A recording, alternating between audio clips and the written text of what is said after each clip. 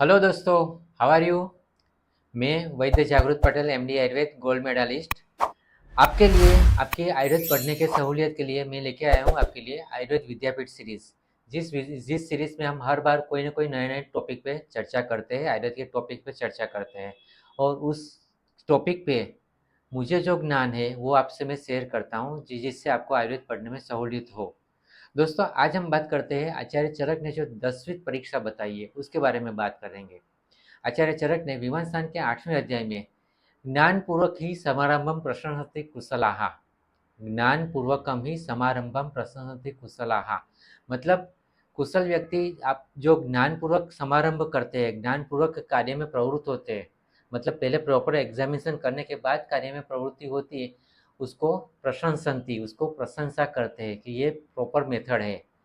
तो ये कोटेशन के बाद आचार्य चरक बताते हैं कि ज्ञात्वा ही कारण करण कार्य योनि कार्य कार्य फल अनुबंध देश काल प्रवृत्ति उपायान सम्यक अभिनिवर्तमान कार्याभिनिवृत्त आविष्ट फलानुबंधम कार्यम अभिनिवर्तयति अनति महता यत्नेन कर्ता, मतलब जब कर्ता व्यक्ति या हमारी बात करें तो हम चिकित्सक, एज अ चिकित्सक हम जब कार्य में प्रवृत्त होते हैं तो कार्य में प्रवृत्त होने से पहले जब ये हम परीक्षा कर लेते हैं, 10वीं परीक्षा कर लेते हैं, तो उससे एक बार परीक्षा करने के बाद हमारा टोटली क्लियर हो जाता है कि क्या करना है और क्या नहीं करना है, ये क्लियर हो जाता है।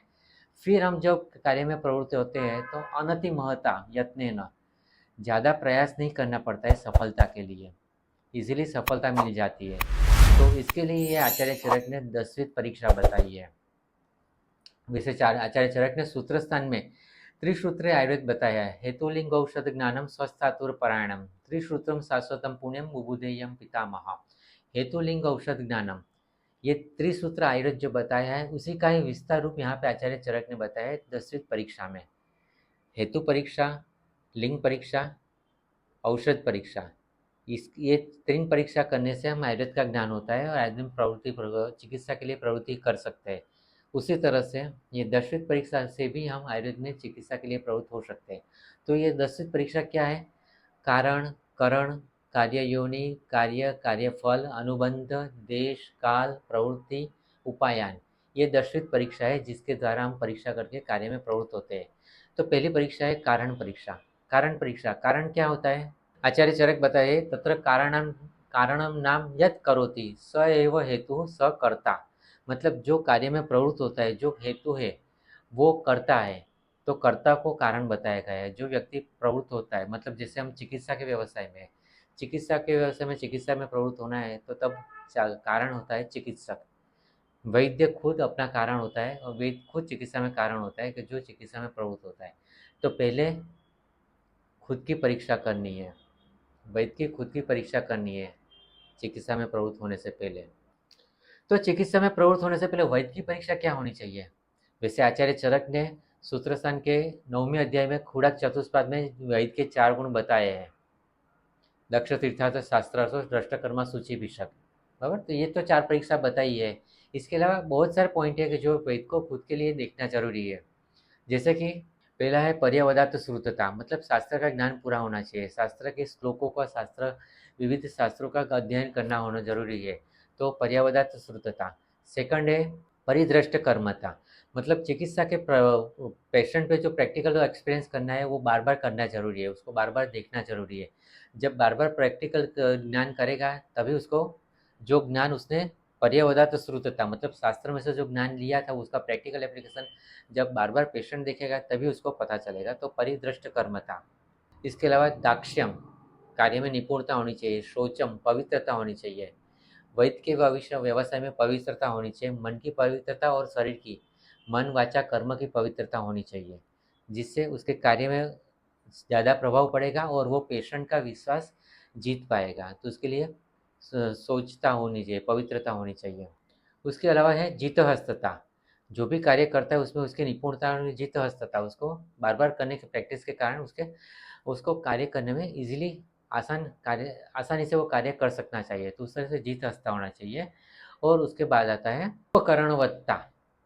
उपकरणवत्ता मतलब पेशेंट जब वैद्य जब चिकित्सा में बैठा है तो चिकित्सा करने के लिए उसके पास कौन कौन से उपकरण हैं, उसके पास परिचारक कौन से, परिचारक किस बात में एक्सपर्ट है, किस चीज़ में एक्सपर्ट है, उसका भी उसको ज्ञान होना चाहिए। उपकरणवत्ता, उसके पास कौन से औषध है, कौन सा साधन है, कौन से पंचकर्म करवा सकता है, कौन सी क्रियाएं नहीं करवा सकता है, उसके साथ वास कौन सी फैसिलिटी है जिससे पेशेंट को इजीली वो कर चिकित्सक में प्रवृत्त हो सकता है।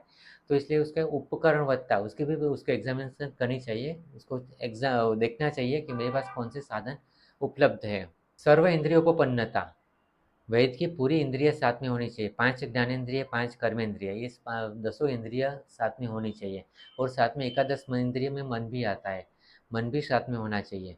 जब पेशेंट की हिस्ट्री लेता है, पेशेंट के डायग्नोसिस करता है, निदान करता है, पेशेंट की ट्रीटमेंट लिखता है, तब सभी इंद्रिय साथ में होगी तो वो निदान परफेक्ट कर पाएगा। उसी तरह से जब औषध परीक्षा करेगा, औषध बराबर है कि नहीं, तो उसके लिए भी उसकी इंद्रिय सक्षम होनी चाहिए, सर्वेंद्रियोपपन्नता होना चाहिए। प्रकृतिज्ञता, पेशेंट के शरीर की प्रकृति कौन सी है, या जिस एरिया में वो बैठे हैं वहाँ की प्रकृति कौन सा है, मतलब प्रकृतिज्ञता मतलब स्वभावज्ञता। हर चीज़ का स्वभाव पता होना चाहिए, पेशेंट का स्वभाव, औषध का स्वभाव, आसपास के लोग कौन सी क्वालिटी के रहते हैं, आसपास के लोग की मेंटालिटी क्या है, वो सबका प्रकृतिज्ञता, सबके स्वभाव का उसको ज्ञान होना जरूरी है। तभी वो चिकित्सा में सफल हो जाएगा और इजीली, अनति यत्नेन महता, ज़्यादा प्रयास करने की ज़रूरत नहीं पड़ेगी, उसके पहले ही वो इजीली सफल हो सकता है। और प्रतिपत्तिज्ञता, सभी आदमियों को, सभी प्राणियों को समान भाव से देखना जरूरी है। तो ये गुण अगर वेद में होता है, ये गुण अगर कारण में होता है, स एव हेतु स एव कर्ता, कर्ता में होता है, तभी वो चिकित्सा में सब प्रवृत्त होता है। और सिर्फ चिकित्सा नहीं, कोई भी क्रिया में प्रवृत्त होता है तो उसके लिए ये गुण जरूरी है।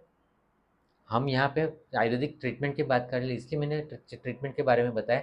इसके अलावा कभी भी कोई भी फील्ड में आपको एक्सपर्ट होना है तो इसके लिए ये गुण होना ज़रूरी है। तो दोस्तों आज के लिए बस इतना ही।